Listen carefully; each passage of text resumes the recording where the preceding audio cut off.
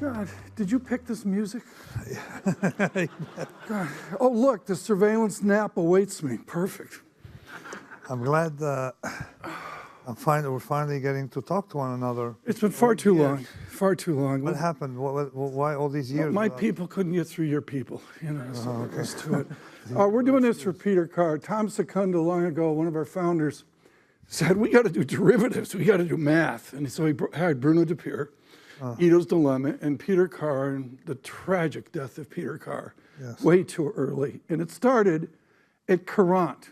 And this wonderful book, Scott Patterson, Chaos Kings, in it is where Mark Spitznagel, he's done okay. Done very well. He goes, I'm the dumbest guy in the block, and he shows up at NYU Courant, Peter Carr and others, and you're on the faculty, and he's learning derivative math with you there. Is the math at Courant now the same math as when you were teaching Mark Spitznagel? No, but what Mark and I have been doing has nothing to do practically with the math thought and math finance, because everything they do is based on some fudging around the so-called normal distribution. And both Mark and I said, no, nothing to do with normal distribution. As a matter of fact, I just showed you an article publishing after 24 years showing what we use to price options. Use power laws. Most of the world is driven by fat-tailed processes, and the normal distribution is not a very good fudge in some situation. Hence, what they teach you at Courant and what they teach you at outside Courant, in the other building, the richer building, the business school, is pretty much like fudging. Not even at the business school, they don't even fudge, right? They don't even know that Gaussian doesn't work. So portfolio theory, it doesn't work. I mean, it works on paper. 60/40 had a very good 2022. Yeah, okay. The 60/40, actually we were lucky because we published a technical paper showing why that 60/40, with that whatever correlation, makes no sense. And mathematically and empirically, and yet people use it because other people use it in the pension fund industry. And you know what happens when you use things, when it becomes recursive. And sure enough, they had an awakening. But the interesting thing is to figure out why that story of the 60/40 came. Because you'd put your money in bonds, interest rates were very high. And with the interest earned in bonds, you would finance your losses on the stock market. So, and also, so that the trade did very well because not only you had a rally in the stock market over time, but you had, since Volcker, the great gain in bonds, price up. You had the interest rates going overnight from 20-some% to zero, right. And the long bond is much more dramatic because the duration.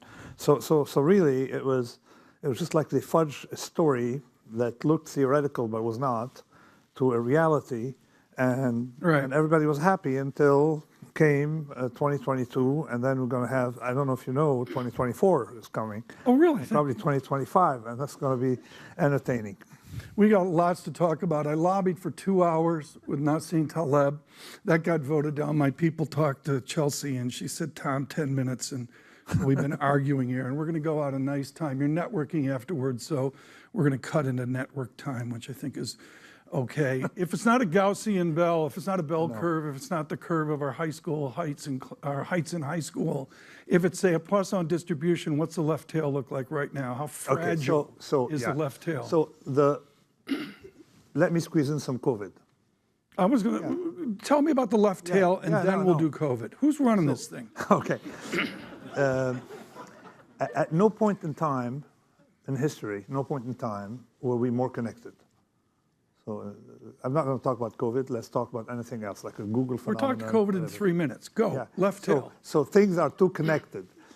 That connectivity causes a tail events, a reaction over reaction. I mean, we've never had such shortages. We had huge shortages, after COVID, and then we had huge gluts right after that. So we have too much connectivity coming from, too much reactivity coming from such connectedness. Globalization is very good. Bloomberg is very happy with globalization. They sell terminals everywhere, pulled people out of poverty, everything. But you got to know what comes with it. You know, it's like when you drink a lot of wine, you got headaches from wine. So you got to make sure, you know, you're measuring those side effects. So that's a side effect of more globalization. More winner-take-all effects. That's fat tails.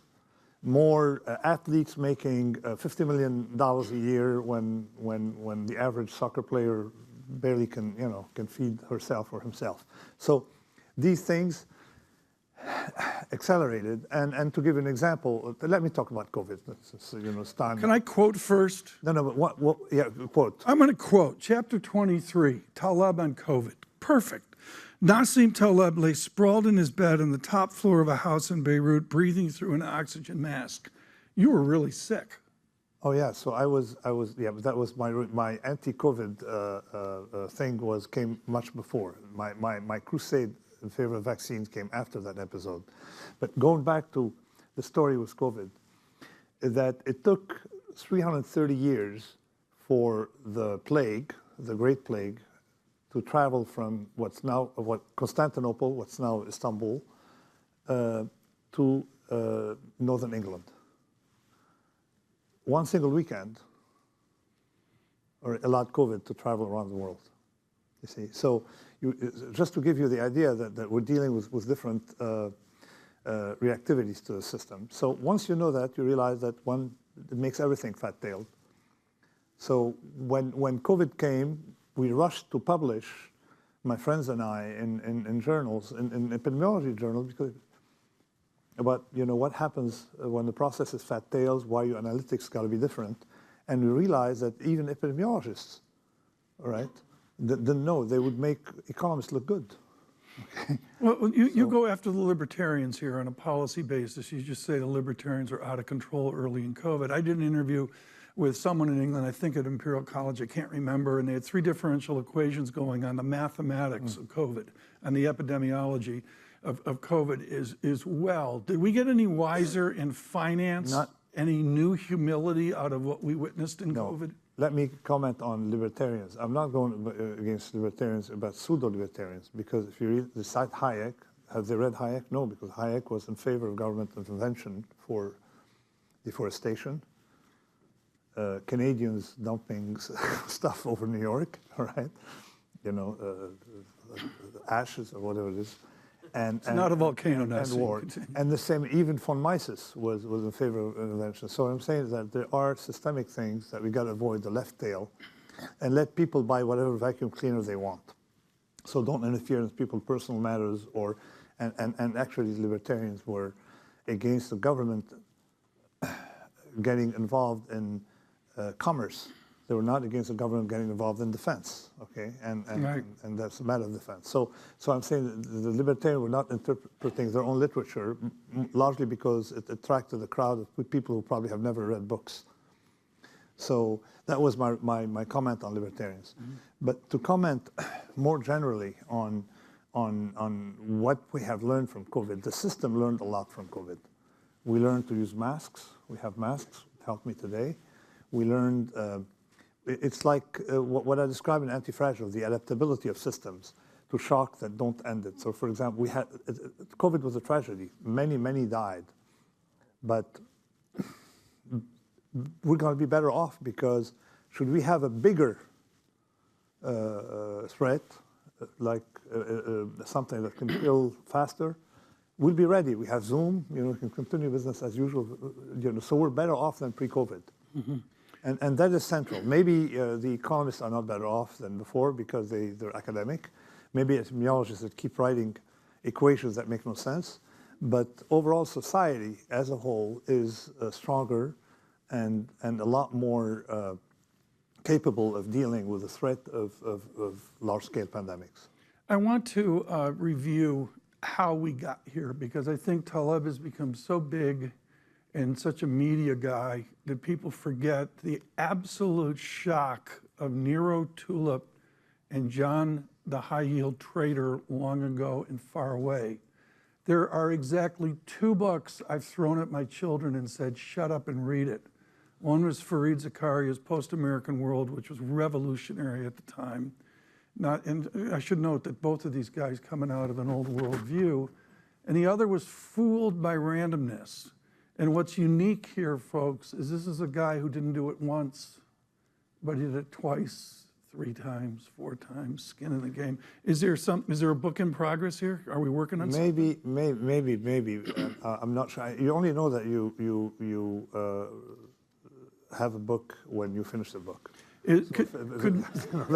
That's how it happens. And the book doesn't tell you how and when it will finish. So you follow until it's done. It says right here, Bloomberg Invest. So we're going to get to invest part and rates here in a minute. But could Nero Tulip and John, the high yield trader, could they exist today? Yeah, of course. In this new world? The problem is Nero Tulips are fewer and John, the high yield trader, are much more numerous.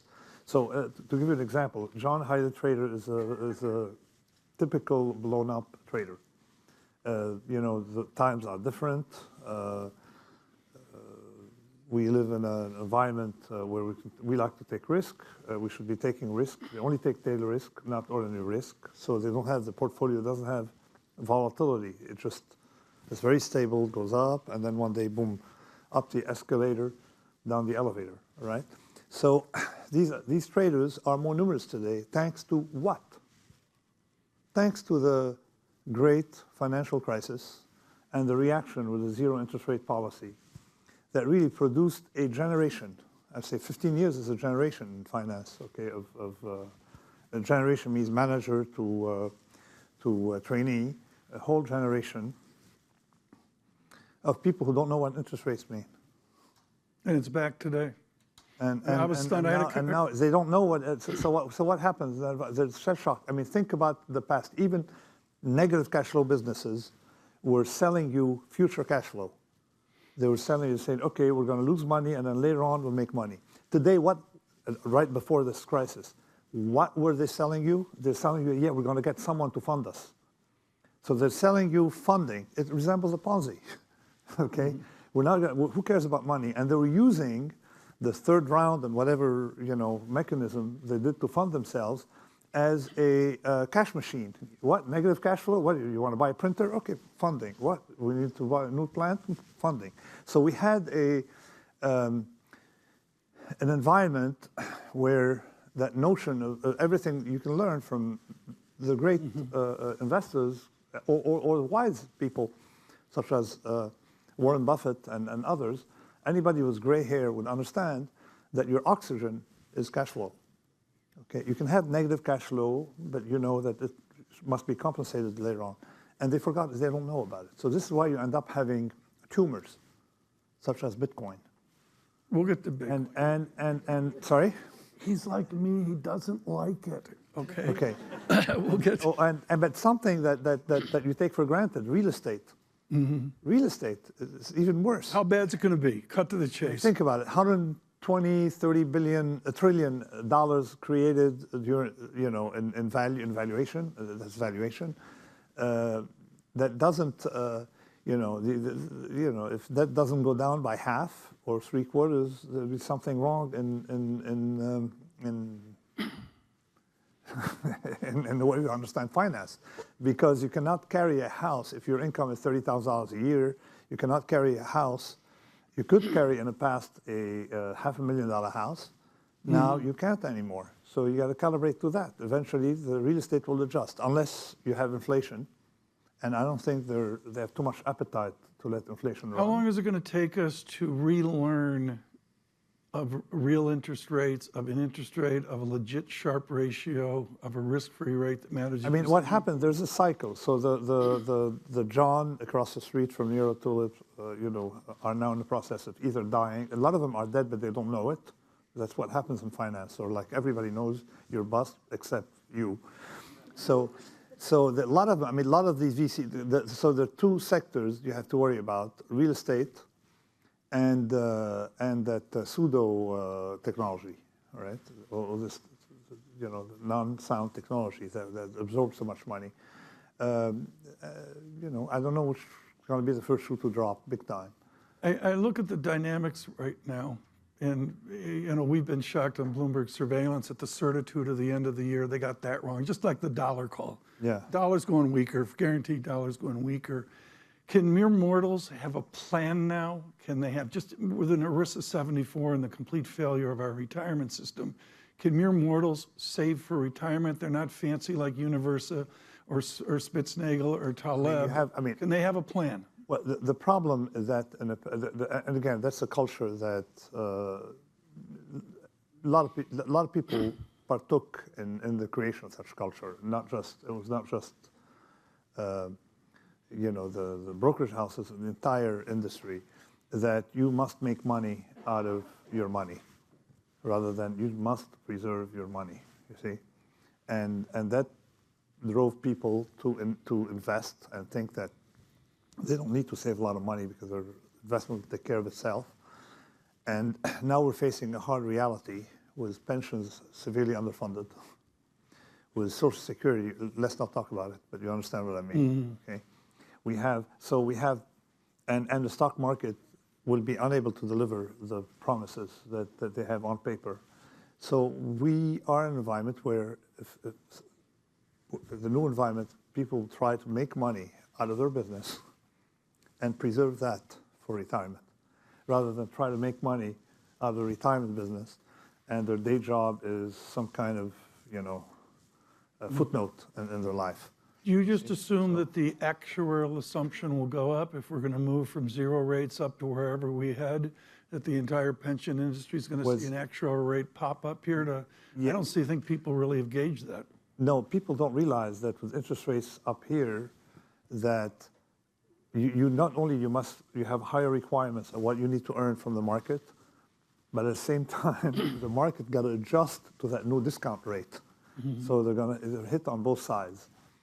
The whole notion of prudence. I mean, we're in the business of prudence. Mark, myself, maybe you, the business of prudence.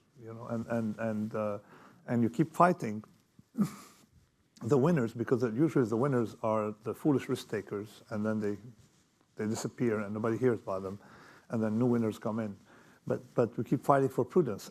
But at an individual level, someone got to teach people that if you're a butcher, focus on making money selling meat. Okay, don't try to make money from. If you're a dentist, dentists are a problem because they all want to make money with gold, speculating with gold. Anyway, so if you're a dentist, focus on making money drilling teeth and preserve. Right. Focus on preservation, not making your money work or stuff like that. So we need to change the general culture. We'll do a chart here in a minute, but I got to ask you, what did you feel like the day Credit Suisse blew up? You had a huge heritage there. Credit Suisse went under. You aware of that? I worked for many firms that have disappeared. What do you think? I mean, come on. I worked for Credit Suisse. There was SBC and UBS. They co-opted that into UBS. There were three big banks when we were kids. I did work for UBS. Now there's one left. I did work for UBS, and I did work for Credit Suisse First Boston at a time. And I never imagined, nobody would ever imagine that these firms were not going to be perpetual. So it tells you something about the structure of our world that when you invest in something, never assume that a AAA is a AAA. Did Credit Suisse go under as a general statement because they didn't read you from fooled by randomness to skin in the game? Maybe. But seriously, were they working on a quant model, a probabilistic model, even at the executive level? Okay, it was a fiction. Okay, let me tell you bluntly what happened with the Swiss banks in general. In the old days, the Swiss never took risk. They took your money and never gave you anything. So that was a great business model. I've lived it. This is true. They had banking. This is gospel. It was the most boring system by design. LIBOR plus 10 basis points. Well, yes, it's great. By design. So it was by design, and you invested money with it. You put your money there because you knew they were boring. Okay, by design. Then suddenly, I don't know what happened. Someone in Zurich said boring, but this is too boring.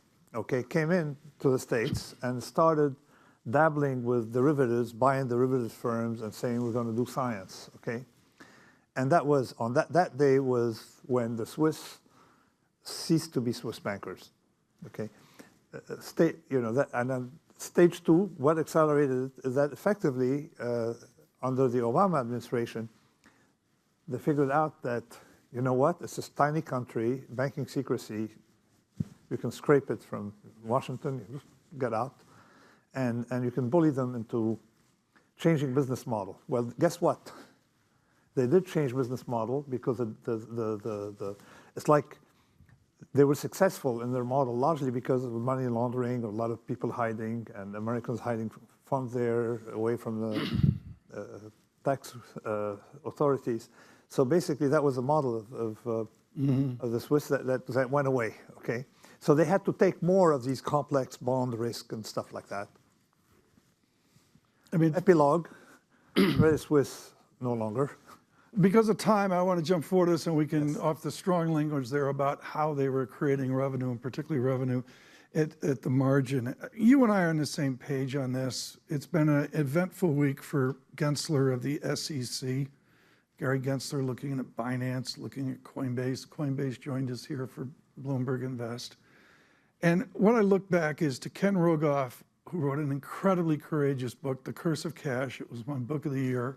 He had death threats off of it, about the tension here of the criminality, the flows of money laundering, or however you want to call it, and crypto. You've been one of the loudest critics of Bitcoin. 69,000 whatever to 26,000. Is it on its way to death? Okay, so I actually have been a critic of Bitcoin for reasons you won't like. My principal reason is, guess what? It's not even good for money laundering.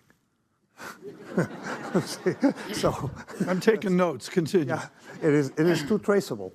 You see, gold, you can remelt bars, you can do something, but Bitcoin is a book entry somewhere that anyone with basic knowledge of statistics can triangularize. So that's the first comment.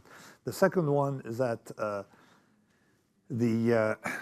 it was transformed into a cult. You cannot, I mean, the first time in history probably we're mixing money and cult. Usually you do cults with yoga, cults with something else, cult with music, but here is cult with a financial product. The things don't go together well, you see. So because finance has some gravity rules that eventually end up hurting that model. So crypto will probably, it's a fad. I mean, the claims they make that they're a refuge are false, that they're good for transaction is false. They're not even attracting the bad guys anymore. And you know that the Federal Reserve can very quickly replace these cryptos, and that's next step is actually next month. They're doing that Right. now, the Fed now, immediate transmission. So basically, you could put that crypto out of business. If you think that crypto is there for transaction, or that transaction story, that transaction narrative is no longer holding. I look at crypto and I look at it being hugely generational, where older fossils are like, really? And the young, we're thinking tulips, and the younger are really, there's a serious belief in crypto. And Bloomberg, I think, has really done a committed effort to try to have a legitimate dialogue on this. What's the damage to the kids? Okay, so let me tell you, when That's in someone hook, says, line, and sinker. when someone says this is generational, and you're talking about music, it's fine, all right? If somebody says this is generational, are you talking about what? Finance. It means that you're glorifying ignorance. Okay, and you can't glorify ignorance with random events, with processes. Where to the contrary, you got to glorify experience. So that cult of the youth that we have today, of course, is getting busted in finance, and soon the kids will no longer be interested in crypto. They'll be interested in some vegetarian diets or something else. Okay, because Gentle parenting. That's the new thing. That's the next thing. Chelsea, do you have that chart up here? I want to look at the Talebian world here. Let's see if we get there. I sent 42 charts. That's it. Perfect. Okay. So this is how Taleb makes money with Spitznagel, and that everything is fine, and you're moving along 3 climate exponential moving averages. You're on a log y-axis, and you've got 2 standard deviations banded. And then at the red circle, whatever it is, that's when? That's now? it falls apart. This is just the Standard & Poor's 2020. 500. Yeah, 2020 Okay. was serious. I bought right near the red circle. Thank you. But what I want to know, Nassim, Yes. is what everybody wants to know. When you're buying little bits of risk far out, do you have an ability to see the event coming? Or are you No, blind the to way, the the event? way, I mean, I'm not supposed to talk a lot about these details. You know what, the SEC is powerful enough. You look for the- Oh, Mr. right. Gensler, we'll hold your question. all right. Thank you. So, Okay, no, continue. no. So I'm going to be theoretical, not Very not theoretical. detailed. Please, So please. the way, Just tell me what to do in the video. way we do business is we buy options regardless of outside events, and try to sustain a policy sustainable.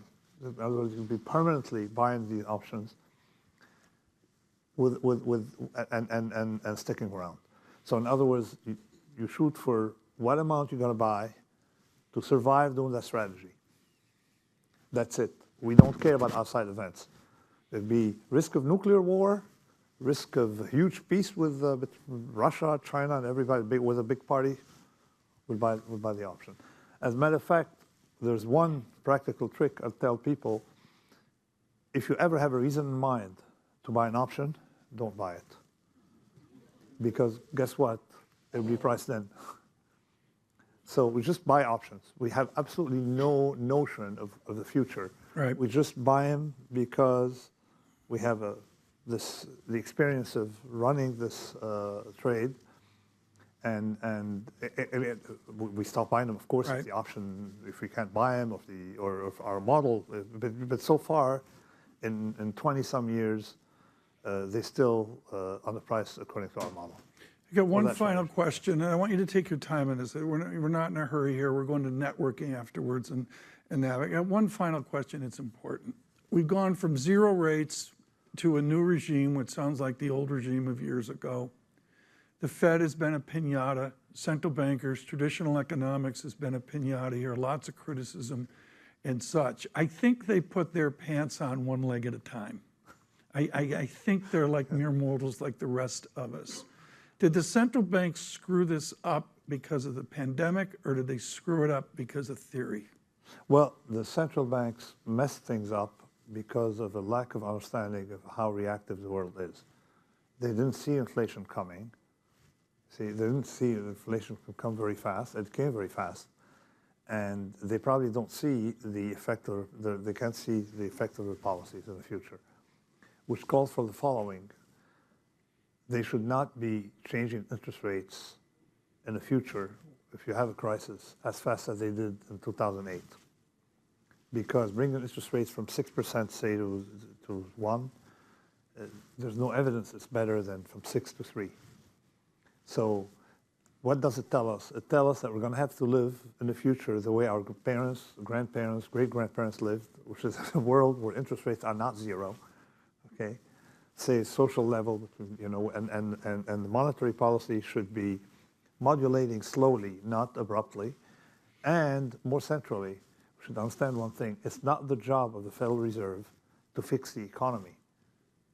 The Federal Reserve, because what they did is they used a monetary approach to structural problem, lowering interest rate to 0 to face an environment that has too much debt, did nothing to improve the situation except cosmetically. What I think I told you, it was a Novocaine policy. I told you that in 2008. I told you what they did is Novocaine, 2008. Now the Novocaine is gone. You may pay the price. So in the future, we know that we're going to have higher interest rates, whether there's deflation, inflation, something. We're not going to have, and we're not going to have these swings in interest rates that we're witnessing now. Are we becoming more like Europe? Is the American full charge, full steam ahead, American exceptionalism there, so that with this reversion to a normal rate environment, all of a sudden? I think that, I don't know, Europe, we're going to become a lot more like America in the past. You see, like the normal environment does not command these swings in interest rates, bringing them down to 0, and then now, because now they may have to raise them much higher than 5%. Oh, so you want to comment on June trading, 14th? Are you out front on this? I have no idea about technical what can happen. You know, I'm not you know, into Fed watching, but I know that they may have to raise because they're committed to killing inflation, and this notion, oh yeah, we're going to raise rates and it'll be okay. It's not as simplistic. How much do you have to raise, and how high, how long you're going to keep interest rates high? in my opinion, interest rates at 5%, that's not high. Okay, that's normal historically. Chelsea, I got like 14 more questions. Can we just like break for lunch? She's saying no, I'm getting the hook. Chaos Kings of Nassim Taleb and Mart Spitznagel. No, Go back and... It's a story about us. We didn't write it. All right? I know, oh really? I didn't know that. Of course I knew He's a that. better storyteller than me, but I haven't read the book, by the way. You haven't read the book? Oh, I mean, I trust him, and he's good. I can't read the book. I can't read a story written about myself, and I'm too selfish as an author to read other people's books. Start with Nero Tulip and Fooled by Randomness. This was a disaster. Nassim Taleb, thank you. But I know what's in it. Thanks.